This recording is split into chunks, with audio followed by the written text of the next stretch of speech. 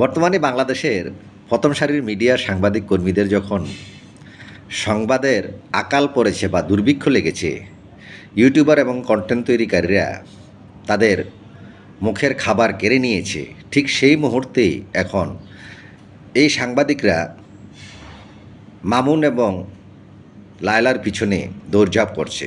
কারণ তাদের নিউজ করলে এখন কোটি কোটি ভিউজ হয় আর ইনকাম হয়। পুরো মিডিয়া, সোশ্যাল মিডিয়া এখন লায়লা মামুনের সংবাদ নিয়ে তোলপাড়। মামুনকে গ্রেপ্তার করেছে, লায়লা দর্শন মামলা করেছে।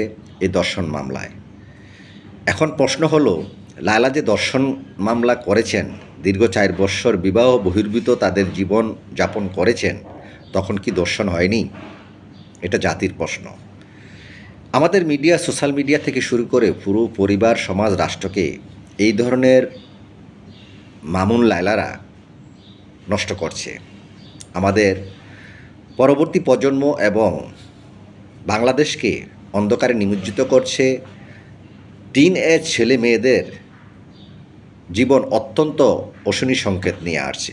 অতএব প্রশাসন এবং রাষ্ট্রযন্ত্র এই ধরনের বেহায়াপনা ও অশ্লীলতা থেকে আমাদের মিডিয়া, সোশ্যাল মিডিয়াকে মুক্ত করতে হবে।